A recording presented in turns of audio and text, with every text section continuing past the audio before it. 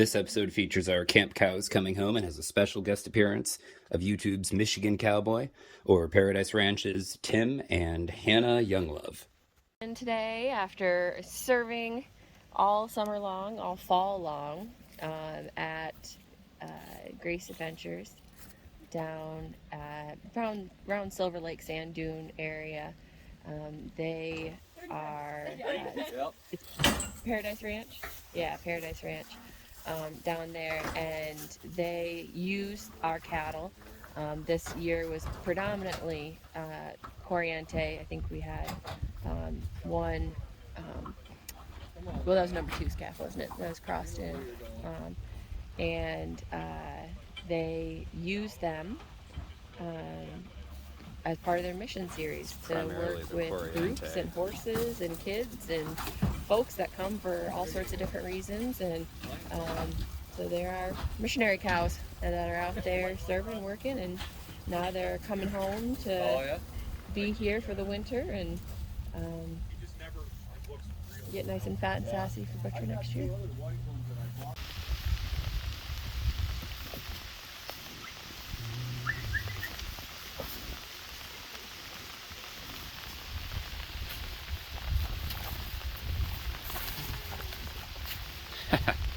A little excitement. Oh, yeah.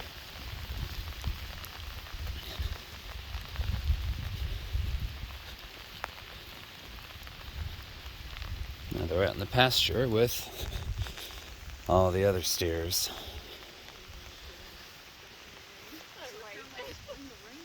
You do. I'm blaming you at least. All the mamas and the bull and everybody's over the hill that way too. Yeah, you've got a lot less mud than we do. Our crew out here. We were pretty good until this last week, and now we've gotten a fair amount of rain, and it's made a... Well, I mean, just the amount of work you've done out here since the first time you took us out here. Oh my goodness. Yeah, it's... All the stumps are gone, and... We actually had about 2 weeks worth of stockpile out here in the grass from getting them down on pasture all summer, which was nice. Yeah. I brought them home. You still liking your bale unroller? Yeah. Yeah. Yep. Use it every day. Yep. Twice a day now. Looks like the two groups meeting each other. Uh-huh. Yeah.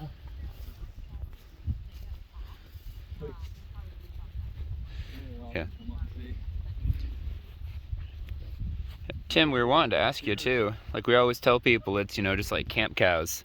So what are they doing down there? Yeah, so we run a summer camp program, but we also do cattle sorting for the local horse community and things like that. But during the summer camp program, we use the cattle as a team building tool. So the kids will go in to the arena and they'll have to work together on things like working on communication and teamwork, problem solving, things like that. And the cattle are a great way to teach those things because you can't make anything up, because the cattle won't lie to you. They're always going to tell you the truth on whether you did it right or not. So it's the closest thing you can get to a real experience for helping people learn how to do new skills. So it's a great tool. We love having them there. So Tim, you're saying that like the cows just like keep them honest. So are you like having them like move the cows to a certain spot? Like what sort of team building activities may they do? So we have everything from a game we invented called cattle soccer, and that is when we'll have a goal in the middle of the arena. It's just two upright, literally just pole bending poles. Okay. And they have to work together, and you can do this afoot or you can do horseback. And they have to use the cattle to score goals, and they can score from either direction.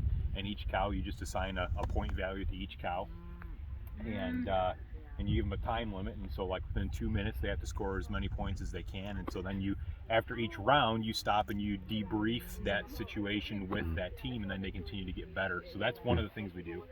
The other thing is we have a 5-acre challenge course.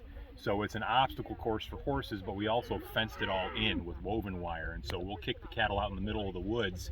And we'll actually do cattle drives through a designated course. So you kind of make an obstacle course of sorts, which teaches a little bit of stockmanship for the kids, because they know the whole push method. Exactly, that's exactly right. And so we teach them the different positions on a drive. So you've got your point, you've got your right flank, left flank, and then you've got your drag riders.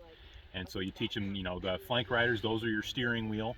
Your drag riders, that's your gas pedal. And then in the front, you're really just kind of pointing the way, and you're just kind of the focal point. So it works really, really well. And it helps us out a ton too, because it really desensitizes the animals and causes them to run a lot less. Speaking of which, there's Pinto from last year. Yeah. He came to check you out just like before. He looks good. I remember this one too.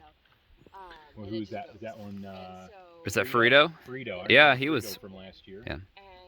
And just as a rule, they don't scare, sprint off. They'll Yeah, they get real broke to people at our place. You can really see that difference. Yeah. So thanks, Tim. Appreciate it. It's Well, we appreciate it. Oh my goodness, it is. I think it's a pretty good deal for everybody all the way around. Well, you combine the ministry component, right, the teaching kids component, the fact that the animals get a ton of training. They do. They get really shoot broke too, because we number them once or twice a week. So they go through our working pens, and they get to where they'll just stand real quiet and shoot, and let you put a number on them, and they get broke. Which, yeah, that's huge as well. Yep. You know, less bruising of the meat.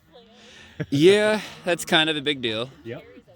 I remember this big brown one too in the front. Yeah, he's one of the dominant ones. Yeah. And of course, they're all meeting each other for what they seem to be the first time, and so they've got to get all their kicks and. Oh yeah. Is this one here, this little black speckled one? Is he an upcoming bull? Is he a bull or is he a steer? Everyone in this side is a steer. Okay. He's very bull looking. Yeah, and so yeah, I'm zooming in on him right now. Yeah, he's got the bull face and neck, but he's technically a steer, and so he's not one that was born here. Oh, okay. We ended up picking him up, and so we've always kind of been curious as far as like, all right, how long were you a bull before that point? He looks like he's got a little bit more oomph to him. Mm-hmm. And he bellers like a bull. Yeah. Stands off and does all that. So we've been talking about him for about the past 2 weeks. Yeah, I wonder. You almost wonder if he's got an extra one up in there. Mm-hmm. Yep. That was kind of our theory too. Is he's got just enough of bull still in him to make him feel, I don't know, potent, whatever. Yep. I mean, what do they call it? Cryptorchid, I think. That's the medical term. Well, you got a bull right here. This beaver right here. Yep. He's banded. Okay. So. Oh yeah, it's starting to look a little. Yeah. Yep. Might drop at some point. Yep. But he's been banded for about a week. Okay. We picked up we call him Fitz because it's from Steve Fitzner's set of bulls from Wolverine. Okay. But he's an Angus on the opposite side, which I think you can just see him way there in the distance standing. But he's done a really good job. Yeah, yeah. And he's a little bit more of a tank. Uh-huh. Downsides of Banjo, who's the one with the band, is he was just a little bit small, so he would literally do this kind of like jump. That's when I remember jump at the end and at the roping. Yeah. Like we're always hoping and it appears that he's actually caught quite a few, but I don't know, I feel like adding gymnastics to it is and not a recipe for longevity in your bull. No. Nor do you want that his offspring having to do the same thing. Yeah, those are the not necessarily a positive trait we're wanting, but either way, Tim, appreciate it. Thanks. Yeah. It's as always, it's just a real fun thing to do. Likewise. So, Marsha, I see you have a very important job today. Yes, ma'am. Or sir. Wow. Thanks. Appreciate it. Yeah, that builds confidence. Okay. So I suppose I need to help you carry one of these things. Will you judge me if I take the cookies? No. Okay. Well, anyway. The roads aren't straight. Yeah. And then it really twists going around our. Actually, I've got about